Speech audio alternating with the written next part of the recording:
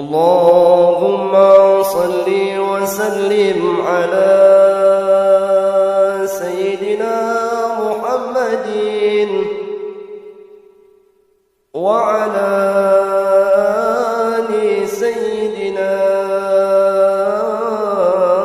محمد.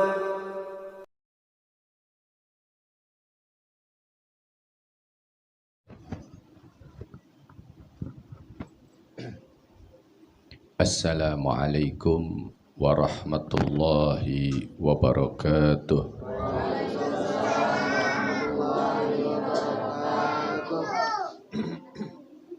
Bismillahirrahmanirrahim.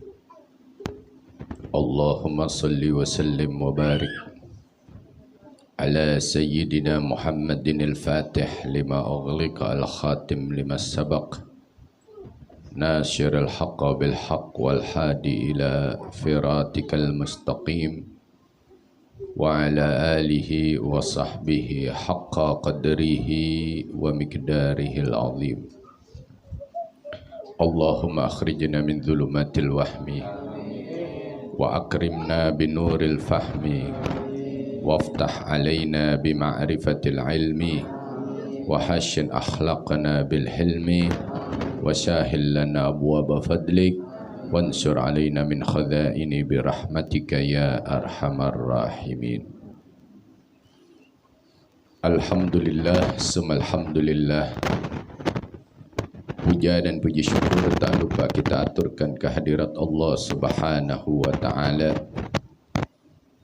Salawat serta salam tak lupa kita aturkan dan kita curahkan kepada Nabi kita tercinta, baginda Nabi besar Muhammad sallallahu alaihi wasallam.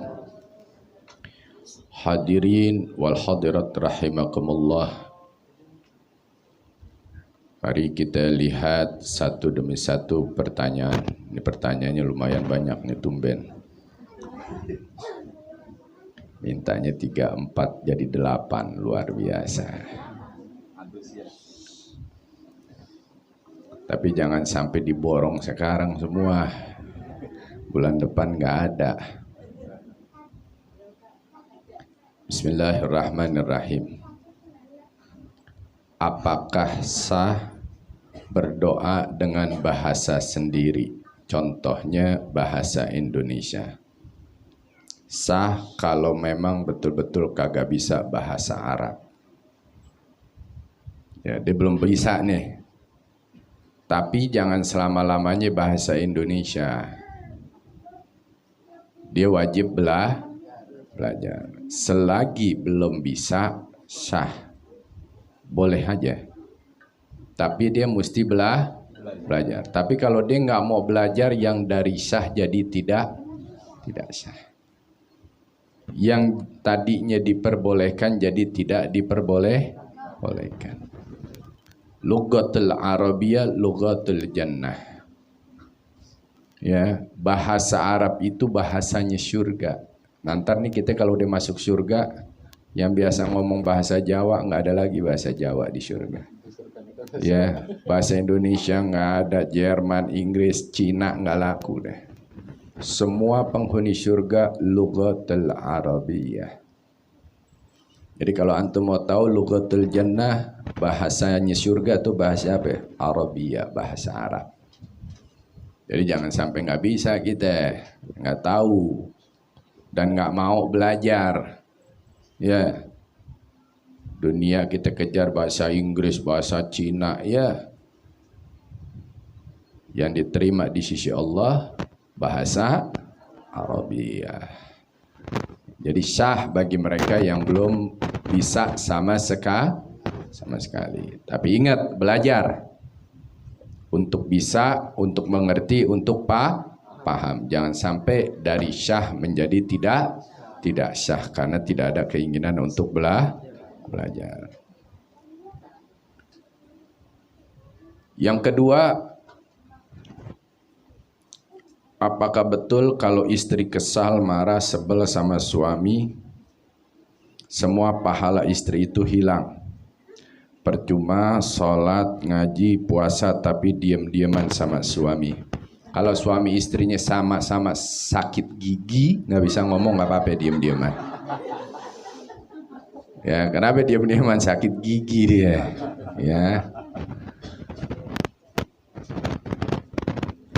Istri kesel sama suami di dalam syariat haram, nggak boleh.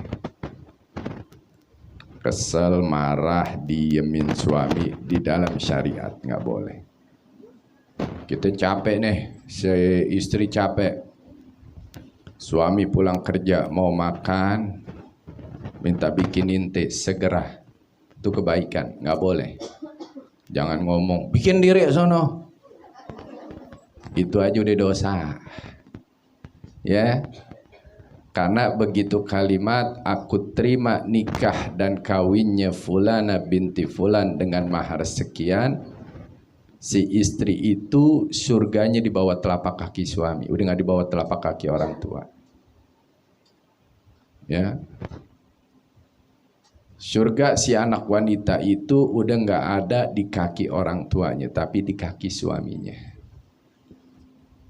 Tapi ingat dan pahami di dalam syariat. Kalau suami suruh mabok ya jangan mau. Suruh main judi gantiin jangan mau. Ya. Dan nggak boleh istri itu melawan kepada suami. Habib, tapi bagaimana seorang istri yang taat dengan suaminya itu udah perintah Allah? Memang berat, Bu. Ya berat. Ya. Tapi nanti kalau si istri yang taat sama suami di dunia, di akhirat suami yang taat sama istri. Ayo, gimana itu? Memang benar begitu. Sekarang ini di dunia, ya istri yang diuji nih. Sebagai laki pemimpin bagi perempuan, ar-rijalu qawwamuna 'alan nisa. Makanya Allah Subhanahu wa taala ingatkan dengan tegas, ku anfusakum wa ahlikum naran wa quduhan nas wal hijara. Tugas seorang laki-laki yang beriman lindungi anak, istri, keluarga dari api neraka.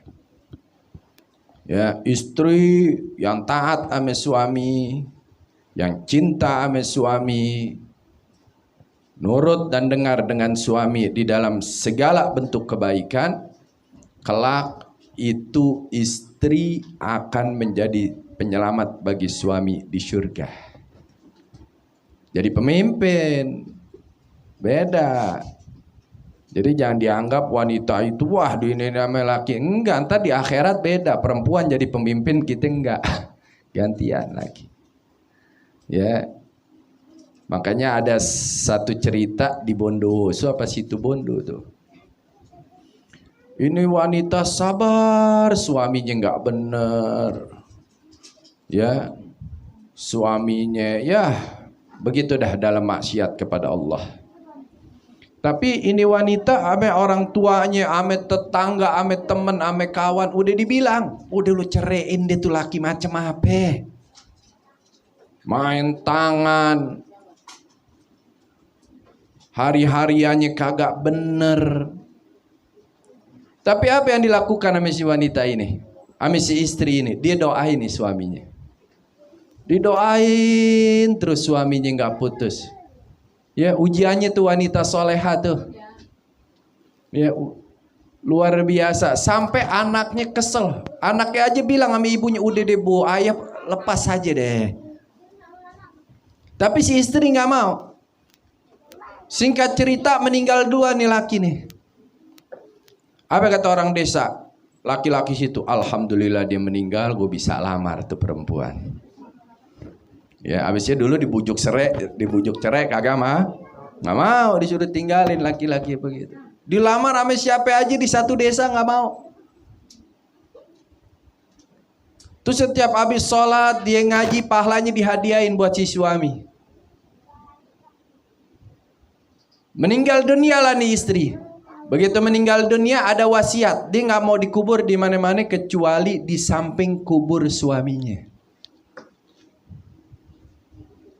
Ya, di samping kubur suaminya. Dikubur deh di situ. Nah, ini ada penjaga makam itu, dia tinggalnya di luar daripada pemakaman umum, ya nggak mungkin dia berani tidur di makam pemakaman. Dia tinggal. Itu dia biasanya mendengar suara orang tolong, tolong, tolong. Nah ini selama ini kok nggak ada. Ya begitu si perempuan itu dikubur di situ tuh nggak ada. Dia cerita ke orang-orang. Malamnya dia mimpi dia bilang itu penjaga makam. Itu sebenarnya kemarin-kemarin suami saya lagi disiksa, tapi karena sekarang saya ada di sebelahnya, siksanya di stop oleh Allah. Wanita soleha, cinta sama suaminya. Ya, ada juga seorang istri diceritakan oleh Imam Al-Ghazali. Dia berkata sama suaminya, ya, ayo siapa yang bangun di waktu malam lebih dahulu? Ah, bangun doang mah gampang, kata dia. Ya udah kita lihat ntar. Tahu istrinya ini bangun duluan jam 3 malam. Si suami masih tidur. Menjelang subuh, si suami bangun, si istri lagi berdoa. Dalam doanya apa si istri bilang, ya Allah, begitu besar kasih sayang dan cintamu kepadaku. Si suami dari belakang gedek. Dia bilang, so tau lo doa. Allah main cinta kasih sayang aja melo, tau dari mana lo? Begituin namanya suaminya. Si istri bilang, ya aku tahulah bahwasanya Allah Subhanahu wa Ta'ala itu lebih cinta aku daripada kamu, lebih sayang aku daripada kamu. Buktinya mana? Kata si suami, buktinya Allah bangunkan aku untuk aku sujud di tengah malam kepadanya, dan Allah tidurkan engkau dibangunkan di waktu subuh. Menangis suaminya. Besok dia nggak tidur, bangun lebih dulu suaminya. Oh, tuh istri ada jalannya, ya. Jadi bagaimana ya? Nggak boleh sebel kesel sama suami kalau cuman sekejap istighfar, minta maaf, minta ridha daripada suaminya. Yang ketiga, apakah anak adopsi dengan anak kandung mempunyai hak yang sama dalam keluarga? Terima kasih. Ini apa? Kalau pendidikan sama, makan sama, ya nggak boleh dibeda-bedain. Ya, ente ambil itu anak jadi tanggung jawab ente zahiran wa batinan. Kalau waris beda. Ya. Kita adopsi anak, mungut anak, kalau waris beda, kalau pendidikan dan lain-lainnya nggak boleh dibedakan. Sama. Tapi kalau waris beda. Bagaimana bedanya?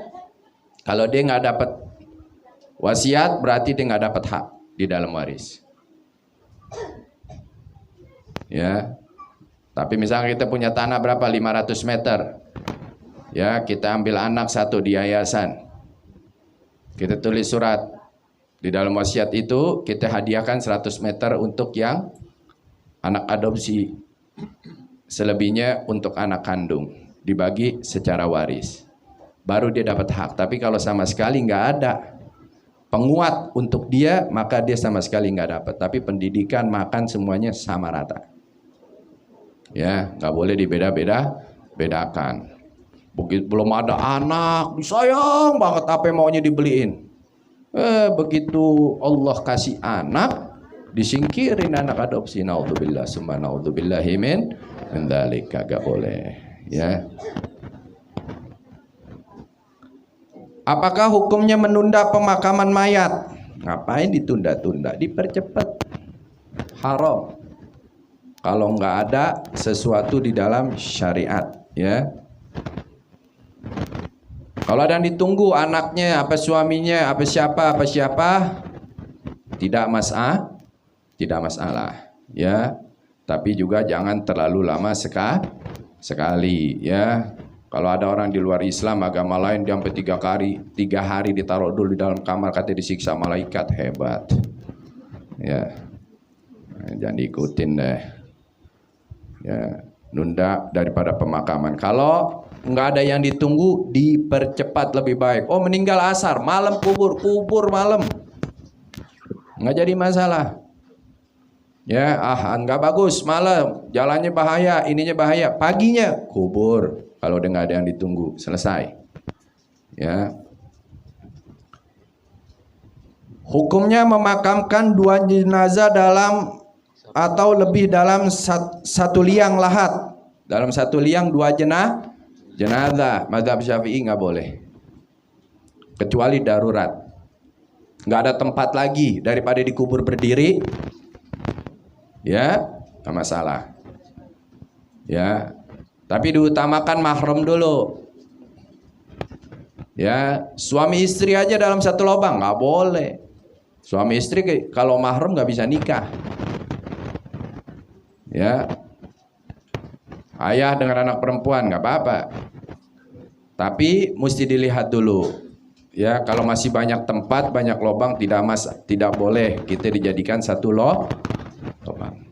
Ya, dalam 1 liang. Tapi di sini dikatakan kalau musibah, beda musibah ya. Pokoknya kita lihat lagi dalam keadaan tempat pemakaman daripada pemakaman mayat tersebut, kuburan. Ya, udah nggak ada tempat lagi, satukan anak dengan ayahnya, anak perempuan dengan ayahnya, atau anak laki dengan ibunya, nggak masalah. Ya, dilihat daripada situasi dan kondisi. Tapi kalau tidak, masih ada tempat, tidak boleh, haram. Kalau kita memaksakan. Hukum mencukur alis dan memasang kawat gigi. Ya, apa hukumnya? Hukum mencukur alis, memasang kawat gigi, ya haram. Kecuali giginya memang tonggos banget, nggak apa-apa, beda. Paham ya? Dikawatin nggak apa-apa, mau pakai kawat polisi juga nggak apa-apa itu, dipinjam, nggak apa-apa. Tapi cukur alis haram, nggak boleh. Alis nggak boleh dicukur. Ya, tapi pakai kawat gigi kalau memang giginya parah banget baru. Ya, benar-benar sampai keluar. Ya, melewati perbatasan bibir misalkan. Nah, silakan deh. Ya, itu kan serem ya. Apalagi kalau ketemu tengah malam tuh orang udah pakai baju hitam, peci hitam, kain hitam, kopiah hitam, giginya keluar, giginya doang putih. Itu siapa? Ya, daripada disangka Dracula, bikin mati warga, pakein kawatin dah biar ketahuan. Nggak masalah ya, tapi kalau dia bagus, ya bagus, giginya dimodel-modelin doang pakai kawat, haram. Kagak boleh. Ya, Allah Subhanahu wa ta'ala kasih dengan baik, ente kawatin buat apaan? Nggak boleh, emang perboden. Ya, kalau mencukur alis nggak boleh, haram. Ya, nggak ada alasan tuh alis dicukur, kecuali alisnya udah nutupin mata. Ada gak alis nutupin mata? Nggak ada ya. Nah, makanya. Lo kok boleh Beb kalau nutupin mata, ya lo nggak ngeliat ntar nabrak jalan urusannya. Alis udah nutupin mata, bahaya. Ya, mata ketutup nggak bisa ngeliat urusannya, nggak bisa baca, nggak bisa nulis, nggak lihat kanan kiri, potong. Ya kalau nggak haram. Tipisin kayak apa, nggak boleh. Udah dikasih tebel, dikasih tipis, dikasih sedikit ya sedikit, rezekinya jangan ditambah bulu kambing, udah sedikit tambahin bulu aja. Jangan, rizq minallah, terima ya.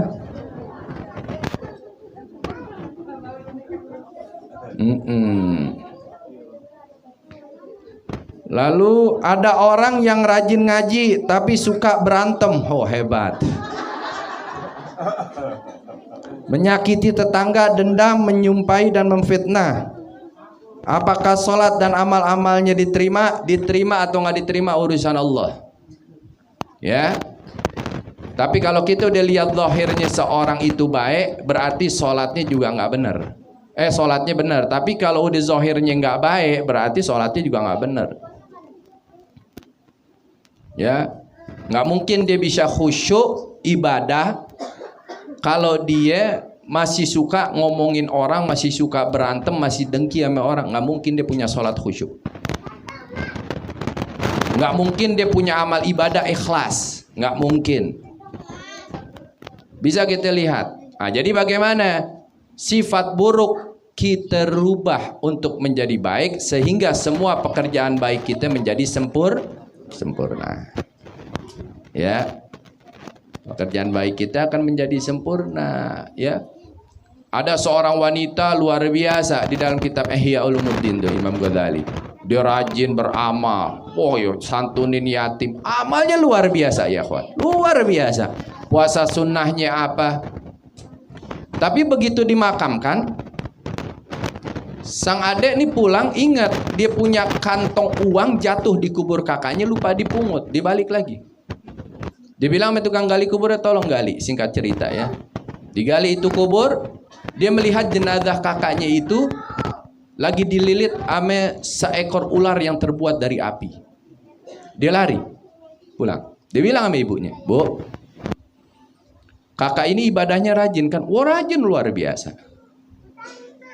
Sedekahnya, amal baiknya, santunin yatim, puasa Senin Kemisnya, apalagi puasa di Ramadannya, luar biasa." "Iya, tapi Bu, tadi aku melihat karena kantong uang aku jatuh di kubur kakak, lupa aku pungut. Aku balik lagi, aku minta digali. Dan aku lihat kakak dililit oleh seekor ular yang terbuat dari api. Kenapa, Bu?" Kata ibunya, "Kakakmu itu sholat mengakhir-akhirkan waktu. Zohor ntar aja 2:30 daripada ngambil wudhu 2 kali. Ntar asar, ya gak, zohornya di akhir, asarnya di awal. Itu namanya sengaja. Nggak boleh mengakhir-akhirkan. Nah, itu cuman yang begitu. Apalagi ini, dia doyan berantem, doyan ngomongin orang, doyan ini, dia ngaji. Ngajinya juga bakalan percuma. Yang begitu aja percuma, apalagi yang begini nih, yang doyan berantem. Makanya rubah dulu keburukan kita untuk menjadikan suatu kebaikan yang kita kerjakan dan kita laksanakan jadi sempurna. Jangan sampai tidak, ya.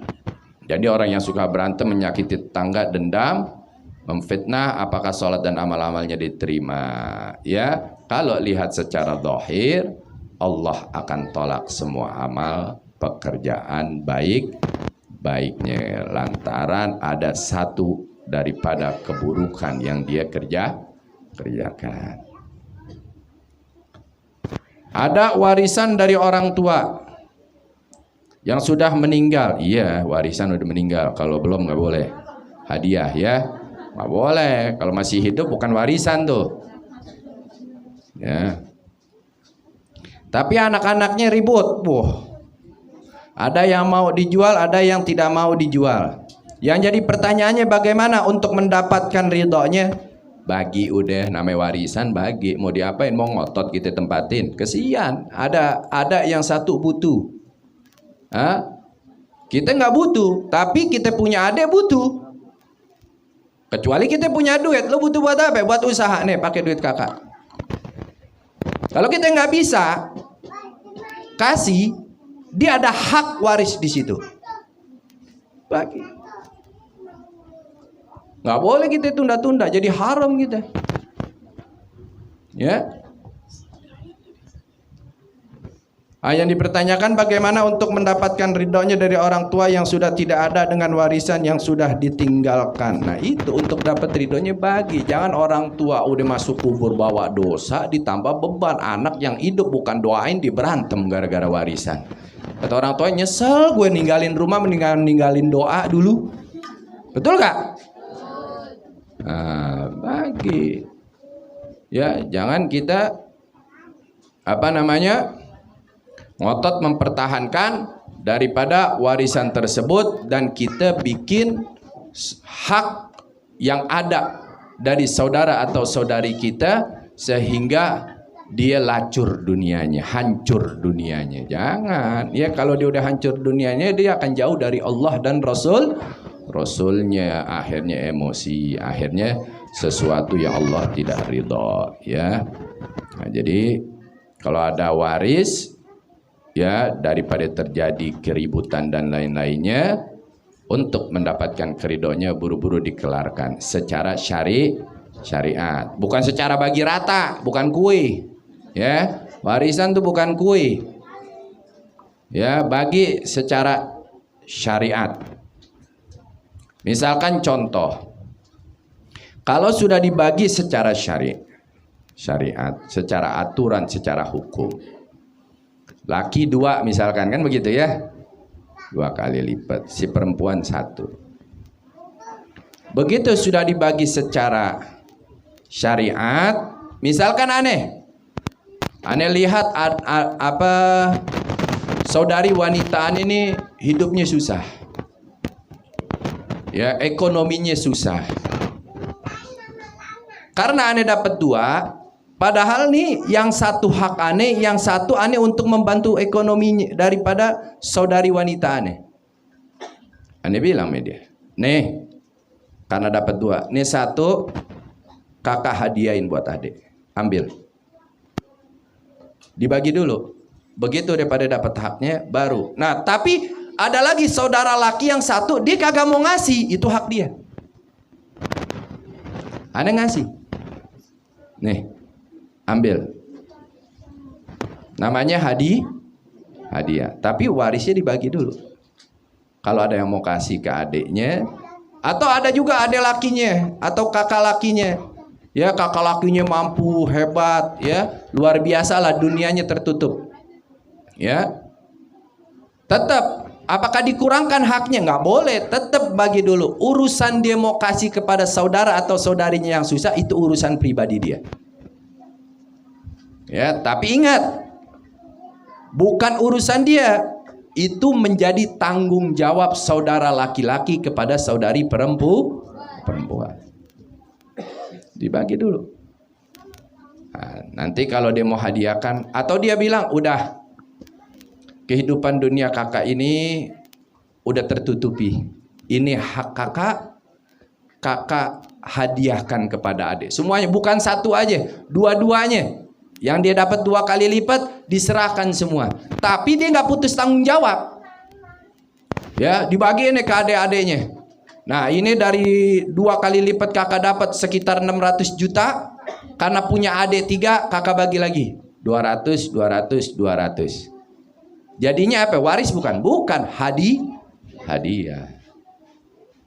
Dia nggak ngambil karena dia udah cukup dunianya. Nah, tapi kita dalam membaginya mesti rata, nggak boleh kita lihat, kakak kita mampu nggak usah dapat warisan, nggak boleh, bagi dulu. Itu nanti apa yang jadi hak dia harus sampai kepada dia. Nah, apa yang jadi hak dia mau nerima apa enggak? Atau dia mau hadiahkan kepada salah satu, atau dia mau hadiahkan kepada semua adik-adiknya, atau ada kakaknya, dia anak di tengah. Nah, itu hak pribadi si anak tersebut. Nah, inilah yang Al-Fagir bisa jawab, mudah-mudahan menjadi manfaat buat kita semua. Ya, udah kan ya? Itu aja ya, 7 ya. Ya, jadi manfaat ya ilmu ini buat kita semua fid dunya wal akhirah, dan Allah kuatkan iman Islam kita, Allah ampuni seluruh dosa dan kesalahan kita. Bijahi wa bibarakati Sayyidina Muhammad sallallahu alaihi wasallam. Rabbi fanfa'na bibarakatihim wahdinal husna bihurmatihim wa amidna fit tariqatihim wa mu'afati minal fitani wa sallallahu ala Sayyidina Muhammadin nabiyil ummi wa ala alihi wa sahbihi wa barik wasallam walhamdulillahi rabbil alamin wal afu minkum. Wassalamualaikum warahmatullahi wabarakatuh.